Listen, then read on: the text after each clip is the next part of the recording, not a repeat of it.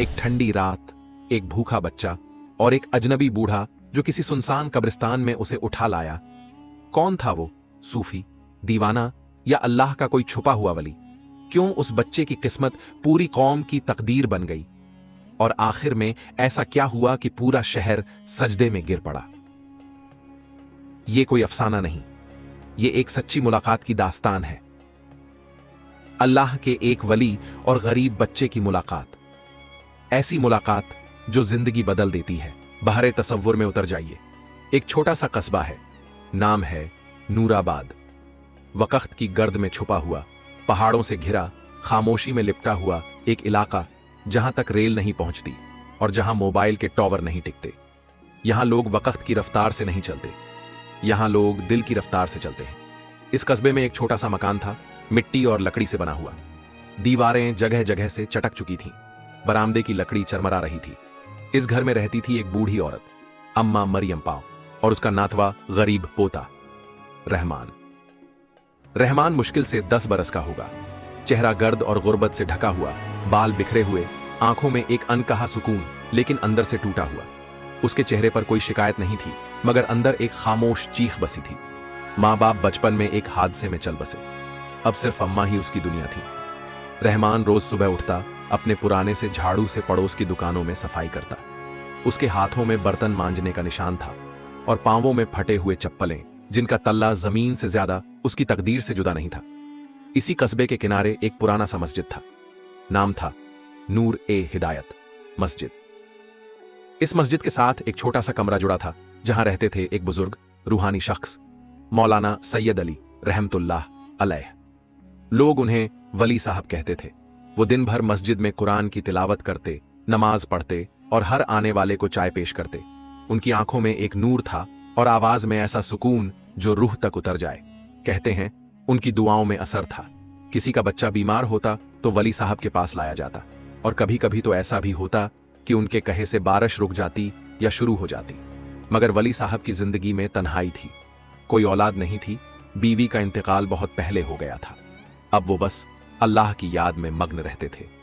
एक दिन की बात है, मौसम में ठंडक थी, आसमान पर हल्की सी बदली थी। वली साहब मस्जिद के आंगन में बैठे हुए थे। उनके सामने चाय का प्याला रखा था और सामने रखी थी एक किताब, कश्फ उल महजूब। तभी उनका ध्यान मस्जिद के बाहर पड़े गेट की ओर गया। वहां एक दुबला पतला बच्चा झांक रहा था, कपड़े मैले, हाथ में पुराना थैला, आंखों में एक स्याह चमक। वली साहब ने उसे पहली बार देखा। रहमान नजरें झुकाए चला गया, मगर वली साहब की नजरों ने देख लिया। वो चेहरा कुछ जाना पहचाना सा था। उन्होंने खुद से कहा, या अल्लाह, ये बच्चा, ये चेहरा, कुछ तो है इस नन्हे से चेहरे में। मेरे दिल में क्यों हलचल सी हो रही है। रात हुई, रहमान अपनी अम्मा के पास घर लौटा। अम्मा मरियम की हालत बहुत नाजुक थी। बुजुर्गी और बीमारी ने उनको बिस्तर से लगा दिया था। दवाई के लिए पैसे नहीं थे। रहमान हर रात उन्हें गर्म पानी पिलाता, पैर दबाता और आंखों से आंसू बहाता, मगर चुपचाप। उसने एक बार अम्मा से कहा, अम्मा, अगर अब्बू होते तो शायद आज आपकी दवा मिलती। अम्मा ने कमजोर आवाज में कहा, रहमान बेटा, अल्लाह को पुकारा कर, वो कभी बंधे को अकेला नहीं छोड़ता। उस रात रहमान ने पहली बार लंबी देर तक सजदे में सर रखा। या रब्बी, मेरी अम्मा को शिफा दे दे। उधर वली साहब सोए हुए थे। अचानक उन्हें एक ख्वाब आया। उन्होंने देखा कि वही बच्चा रहमान एक सुनसान मैदान में खड़ा है। उसके सिर पर रोशनी उतर रही है और एक नूरानी साया कह रहा है, इसे ढूंढो, इसके कदमों में कुछ राज है। वली साहब नींद से उठ बैठे। दिल की धड़कन तेज थी। उन्होंने वुजू किया और तहज्जुद की नमाज पढ़ी। फिर वो ख्वाब याद करते हुए बोले, या अल्लाह, ये ख्वाब क्या है? क्या इस बच्चे में कोई रहमत है? सुबह वली साहब ने मस्जिद के पास के बच्चों से पूछताछ की। सबने कहा कि वो बच्चा बाजार में एक दूध की दुकान पर झाड़ू लगाता है। वली साहब वहां पहुंचे, रहमान को देखा, बुलाया, बेटा, तुम्हारा नाम क्या है? रहमान घबरा गया, बोला, मैं रहमान, मगर मुझे काम करना है, माफ कीजिए। वली साहब मुस्कुराए, बेटा, काम भी कर लेना, मगर मस्जिद आ जाया करो, कुरान की तिलावत सुना करूंगा। रहमान नजरें झुकाकर चला गया। इसी तरह कुछ दिन गुजरे। एक रोज जब रहमान मस्जिद के बाहर से गुजरा तो तिलावत की आवाज सुनाई दी, अल्लाहु नूरुस समावाति वल अर्ज उसके कदम रुक गए, दिल की धड़कनें तेज हो गईं। अंदर चला गया, चुपचाप कोने में बैठ गया। वली साहब की नजर उस पर पड़ी। उन्होंने दिल ही दिल में कहा, या अल्लाह, ये बच्चा तेरी किताब से खींचा चला आया, इसमें कोई हिकमत है। नमाज के बाद वली साहब उसके पास आए, बोले, बेटा, क्या तुम्हें अल्लाह से मोहब्बत है? रहमान की आंखों में आंसू आ गए। उसने कहा, अगर वो मुझे देखता है तो मेरी अम्मा को ठीक कर दे। वली साहब ने उसके सर पर हाथ फेरा, बोले, वो देख रहा है और वो भेजता है किसी को, शायद मैं उसी का भेजा हुआ हूं। रहमान ने पहली बार किसी से दिल की बात कही थी। वली साहब ने पहली बार किसी को अपनी तन्हाई में शरीक किया था। मगर कहानी यही नहीं रुकती, क्योंकि अभी तो सिर्फ मुलाकात हुई है, राजा भी पर्दे में है। मस्जिद की दीवारें अभी तक उस नन्हे बच्चे की सिसकियों से भीगी हुई थीं। वली साहब की आंखों में एक ऐसी चमक आ चुकी थी जो किसी रूहानी इशारे की गवाही देती थी। उस रात रहमान मस्जिद से निकलते वक्त कुछ बदल चुका था। उसकी आंखों में अब भी आंसू थे, मगर उनमें एक उम्मीद का नूर भी शामिल हो गया था। रहमान अपने पुराने थैले को उठाए चुपचाप घर की तरफ चल पड़ा। रास्ता वही था, तंग गलियां, उखड़े हुए पत्थर और दीवारों पर पुराने पोस्टर जो बरसों से किसी ने नहीं बदले थे। मगर आज रहमान के कदम कुछ हल्के थे। उसके दिल में एक नया सा एहसास था। क्या यह वली साहब की बातों का असर था, या उस रूहानी हाथ की नरमी का जो उसके सर पर फिरा था? घर पहुंचते ही रहमान ने देखा कि अम्मा मरियम आंखें बंद किए हुए चुपचाप लेटी हुई थी। चूल्हा ठंडा था, पानी का मटका आधा खाली और कमरे में एक खामोशी सी पसरी हुई थी। मगर वो खामोशी अब उसे पहले जैसी भारी नहीं लगी। रहमान उनके करीब गया और बोला, अम्मा, आज एक बुजुर्ग मिले, बहुत अजीब हैं, जैसे उन्हें सब कुछ मालूम है। उन्होंने कहा, शायद मैं उसी का भेजा हुआ हूं। अम्मा ने बहुत धीमी आवाज में कहा, बेटा, शायद वही मदद है जो अल्लाह अपने वलियों के जरिए भेजता है। इतना कहकर अम्मा की आंखें फिर से बंद हो गईं, मगर रहमान को यकीन हो गया था कि वली साहब की बातों में कोई असर जरूर था। उस रात रहमान ने फिर सजदे में सर रखा, मगर इस बार उसकी आवाज में एक शिकायत नहीं, सिर्फ शुक्र था। उस रात वली साहब को फिर से वही बच्चा ख्वाब में नजर आया, मगर इस बार वो बच्चा तन्हा नहीं था। उसके पीछे सैकड़ों लोग खड़े थे, बूढ़े, नौजवान, औरतें और बच्चे। सबके चेहरे पे अंधकार था और रहमान की आंखों से रोशनी निकल रही थी। एक साया, नूरानी और तेजतर, कह रहा था, यह बच्चा रहमत की अलामत है, इसके आंसू कौम की मुसीबतें धो सकते हैं, इसकी मदद करो, इससे अपने आप को समझो। वली साहब नींद से उठे और वहीं बैठे बैठे कुरान खोला। पहली आयत जो नजर आई, वा युत इमुनत्ता आमा अला हुब्बिही मिस्कीनन व यतीमन व असीरा, और वो खाना खिलाते हैं अल्लाह की मोहब्बत में मिस्कीन को, यतीम को और कैदी को। वो फौरन समझ गए, अल्लाह उन्हें एक काम सौंप चुका है। अगली सुबह वली साहब ने मस्जिद के बाहर बैठकर रहमान का इंतजार किया। जब रहमान आया तो वो उससे बोले, बेटा, आज तिलावत के बाद तुम मेरे साथ बैठो, तुम्हारे साथ कुछ बात करनी है। रहमान थोड़ा घबराया, मगर कुछ खिंचा हुआ सा उनके पास बैठ गया। वली साहब ने उसे कुरान की एक छोटी सी सूरत, सूरतुल फातिहा, पढ़वाई। रहमान ने जैसे ही इहदिना सिरातल मुस्तकीम कहा, वली साहब की आंखें भर आईं। बेटा, तेरी आवाज में असर है। अल्लाह का नाम तुम्हारे लफ्जों से निकलता है तो मेरे सीने में सुकून उतरता है। कभी किसी ने तुम्हें कुरान पढ़ने को कहा था? रहमान ने सर झुकाकर ना में सर हिलाया। कभी किसी ने इतना करीब से सर पे हाथ फेरा भी नहीं। वली साहब ने उसका हाथ थामा और बोले, अब तुम्हें सिर्फ मैं नहीं, अल्लाह सिखाएगा, मगर एक शर्त है, अपनी मां की खिदमत कभी मत छोड़ना। रहमान ने पहली बार मुस्कुराहट के साथ सर हिलाया। उस रोज जब रहमान घर लौटा तो हैरत से देखा कि अम्मा मरियम उठकर बैठी थीं। चेहरा थोड़ा सा रंगत लिए हुए और आवाज में थोड़ी सी ताजगी थी। उन्होंने कहा, बेटा, आज अजीब ख्वाब आया। मैंने देखा कि एक नूरानी बुजुर्ग मेरे ऊपर कुछ पढ़ रहे हैं और मुझे सुकून मिल रहा है। रहमान को यकीन हो गया वो वली साहब ही थे। उसी शाम अम्मा ने 2 चम्मच दाल भी खाई। महीनों बाद नूराबाद एक छोटा कस्बा था जहां एक बात जंगल में आग की तरह फैलती थी। कुछ लोगों ने देखा कि वली साहब अब मस्जिद में एक गरीब बच्चे को अपने करीब रखते हैं। कुछ ने कहा, यह बच्चा मामूली नहीं, वली साहब इसे बहुत अजीब नजरों से देखते हैं। दूसरे बोले, कहीं यह बच्चा कोई करामती ना निकल जाए। पहले भी कुछ बच्चों में खास कुव्वत होती है। मगर कुछ ऐसे भी थे जिन्होंने जलन में कहना शुरू किया, वली साहब अब बूढ़े हो चले हैं, अब बच्चों पर ध्यान देने लगे हैं। अजीब बात है, वली साहब ने किसी को कोई जवाब नहीं दिया। वो जानते थे ये रास्ता फूलों से नहीं कांटों से भरा है। वली साहब ने एक दिन रहमान से पूछा, बेटा क्या तुम रातों को सोते नहीं हो? रहमान चौंका। जी, मैं कोशिश करता हूं मगर नींद नहीं आती। वली साहब ने पूछा, कभी किसी से बातें करते हो? रहमान थोड़ा डर गया, नजरें झुका ली। हाँ, कभी कभी, मगर अम्मा समझती है मैं सो रहा हूं। वली साहब ने नरमी से पूछा, किससे बात करते हो? रहमान रुका और बहुत धीमी आवाज में बोला, कोई आता है सफेद लिबास में, कहता है डर मत, एक दिन सब ठीक होगा। वली साहब का जिस्म कांप गया। यह वली के इल्म में आने वाला पहला रूहानी सुराग था। उसी हफ्ते वली साहब को मस्जिद कमेटी ने बुलाया और कहा, मौलाना आपने मस्जिद को बच्चों की पनाहगाह बना दिया है, लोग सवाल कर रहे हैं।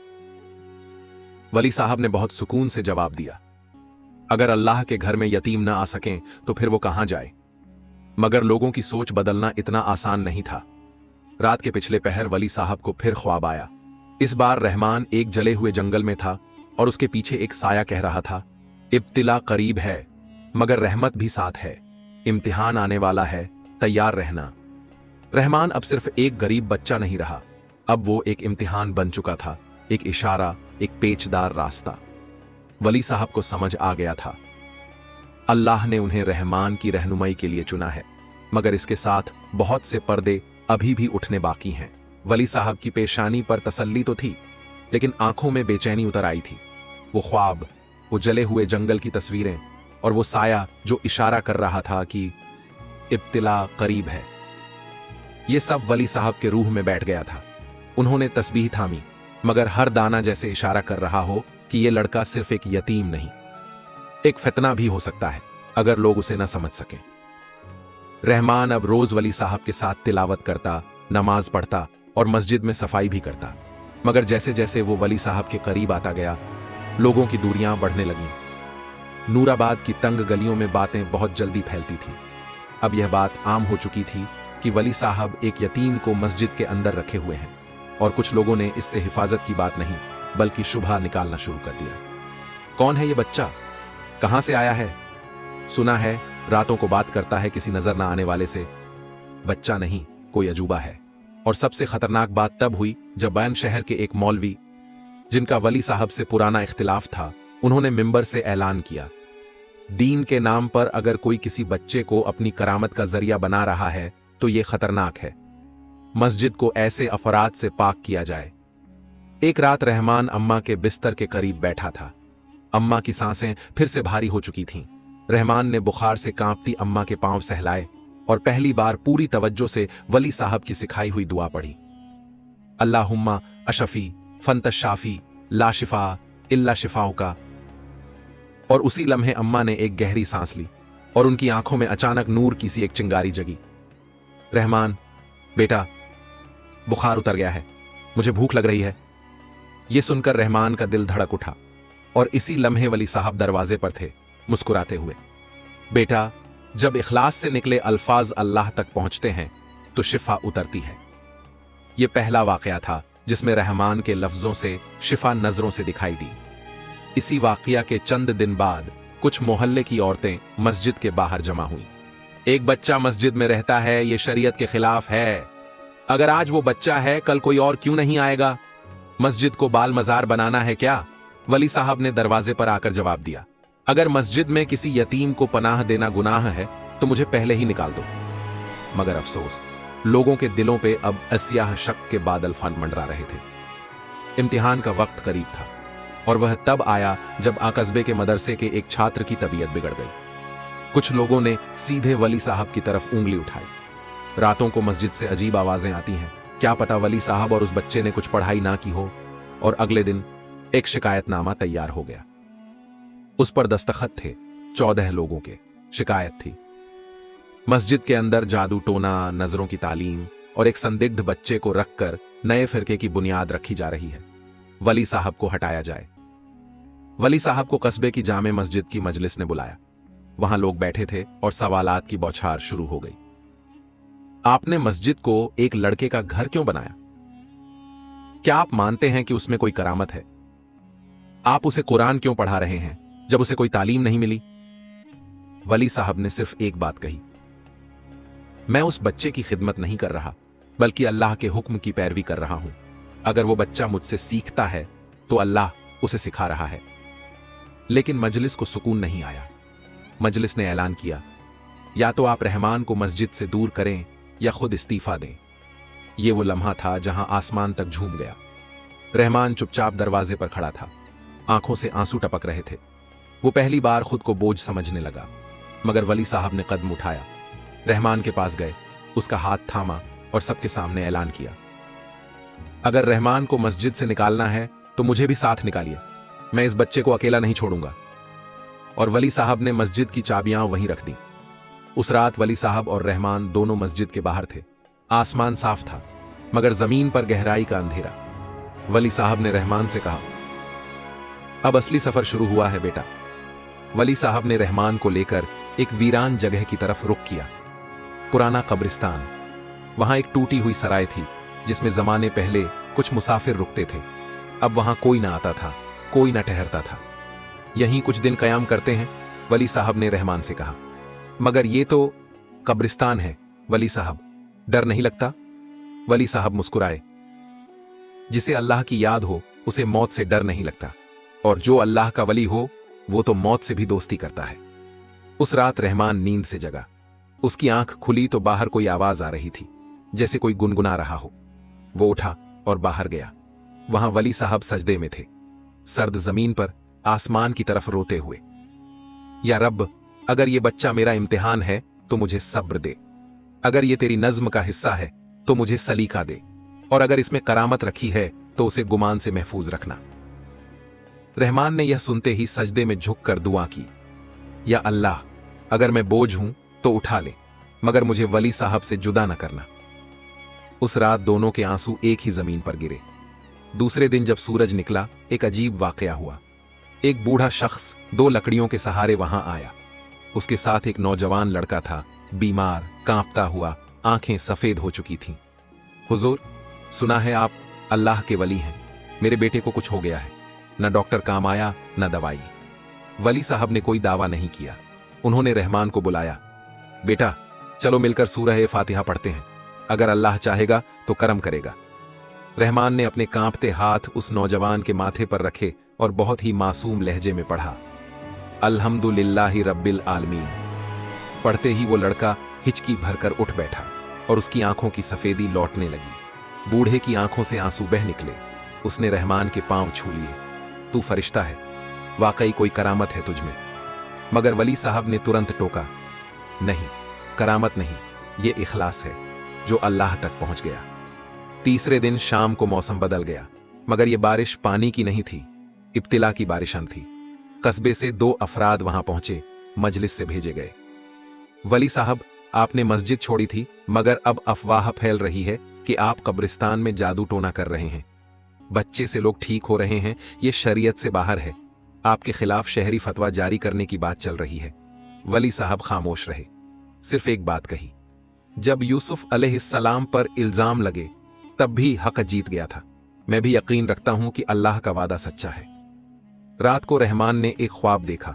कुरान के पन्ने खुलते जा रहे हैं और हर पन्ने पर एक नाम लिखा है, इम्तिहान। उसने वली साहब से पूछा, क्या कुरान भी मेरा इम्तिहान लेगा? वली साहब ने जवाब दिया, कुरान इम्तिहान नहीं लेता बेटा, वो तुम्हें इम्तिहान से निकालता है, लेकिन पहले उस पर यकीन करना पड़ता है। उस दिन से रहमान ने हर रोज एक रुकू तिलावत करना शुरू कर दिया। कुछ ही दिन बाद हालात और संगीन हो गए। कस्बे से हुक्म आया कि वली साहब को शहर छोड़ना होगा, वरना उन्हें गिरफ्तार किया जा सकता है। वली साहब ने रहमान से कहा, चलो बेटा, हमें सफर पर निकलना होगा, रहमत की तलाश में। रहमान ने पूछा, मगर कहां जाएंगे? वली साहब ने आसमान की तरफ देखा, जहां अल्लाह रास्ता दिखाएगा। वो दोनों जंगलों से गुजरे, रास्तों से गुजरे, कहीं पेड़ के नीचे सोए, कहीं पत्थर पर सर रखा। एक रात बहुत सर्दी थी और खाना न था। रहमान ने बुखार में कांपते हुए वली साहब से कहा, मुझे बहुत ठंड लग रही है। वली साहब ने अपने जामे का टुकड़ा फाड़कर उसे उड़ाया और खुद नंगे कांधों के साथ जमीन पर लेट गए। उस रात रहमान ने एक ख्वाब देखा। एक दरवाजा खुल रहा है और नूर से भरी हस्ती कहती है, तू सच्चे लोगों के साथ है, डर मत, अल्लाह पास है। आखिरकार वो एक बस्ती पहुंचे, सरफराज नगर। वहां की मस्जिद के इमाम ने जब वली साहब को देखा, पहचान लिया। आप वही वली हैं ना जिनके साथ करामात की खबरें हैं? हाँ, मगर मैं कोई करामती नहीं, सिर्फ एक मुसाफिर हूं। वहां कुछ दिन तक इबादत हुई, तिलावत हुई, लोग आने लगे। रहमान से भी तिलावत सुनने लोग आने लगे। मगर अफसोस, वहां भी कुछ लोग थे जिनके दिलों में असदार था। एक रात जब रहमान मस्जिद में सो रहा था, दो अजनबी अंदर घुसे। उन्होंने रहमान को उठाने की कोशिश की, मगर जैसे ही हाथ बढ़ाया, तिजारती गिलाफ से कुरान गिरा और उसके अंदर से तेज रोशनी निकली। वो दोनों चीखते हुए भाग गए। सुबह जब वली साहब को बताया गया, उन्होंने सिर्फ इतना कहा, जब तक अल्लाह का कलाम साथ है, कोई कुछ नहीं बिगाड़ सकता। और अब एक नई खबर आई। कस्बे के एक आदमी ने सरफराज नगर आकर खबर दी, तुम्हारी अम्मा ने तुम्हारे लिए एक पैगाम छोड़ा है, वो अब इस दुनिया में नहीं रही। रहमान वहीं गिर पड़ा, उसका जिस्म कांप उठा। वली साहब ने उसे सीने से लगाया। अम्मा का लिखा हुआ था, मेरे रहमान, अल्लाह तुझसे बड़ा काम लेगा। दुनिया तुझे नहीं समझेगी, मगर तू अल्लाह को ना छोड़ना। अगर मेरी मौत तुझे रास्ता दिखा सके तो समझना मेरा आखिरी सजदा कबूल हो गया। वली साहब ने उस रात रहमान को सीने से लगाया और कहा, अब तू अकेला नहीं बेटा, अम्मा की दुआएं तेरे साथ। शब की तन्हाई में रहमान अम्मा का खत सीने से लगाए बैठा था। आंसू सूख चुके थे, मगर दिल में एक तूफान मचल रहा था।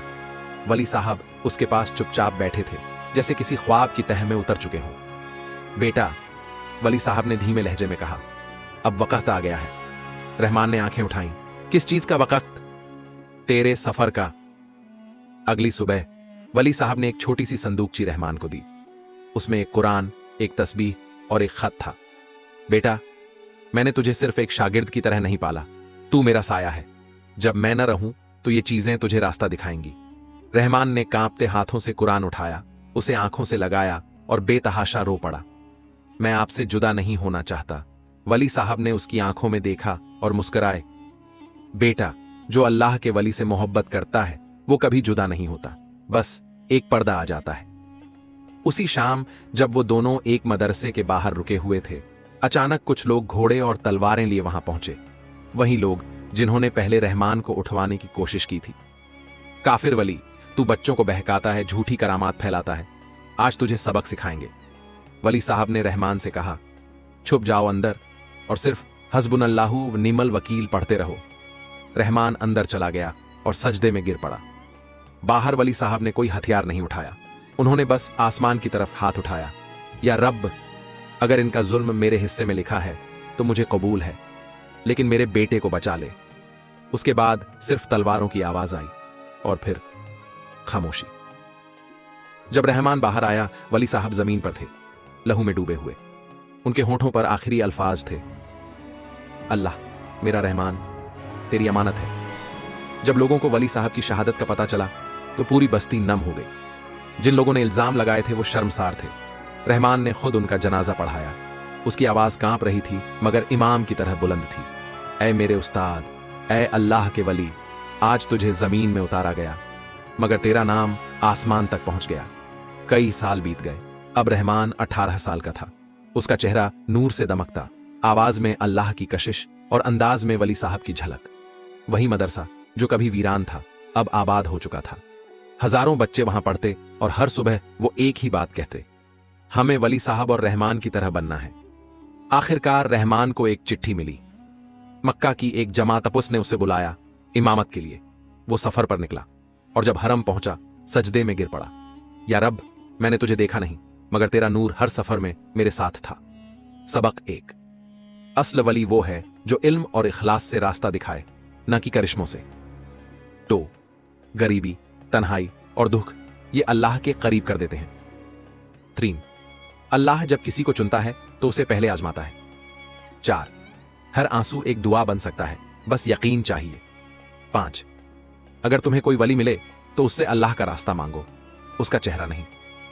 या अल्लाह, अगर तूने हमें किसी वली से मिलाया तो हमें इखलास अता फरमा, हमें दिखावे हसद और गुमान से महफूज फरमा।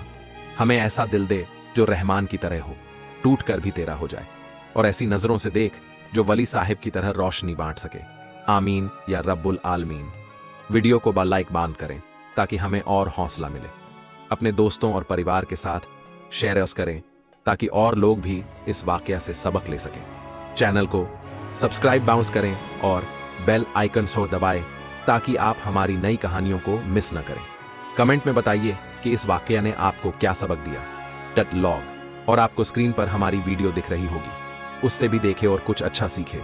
जल्दी मिलते हैं एक और नई इबरतनाक इस्लामिक कहानी के साथ। अल्लाह हाफिज।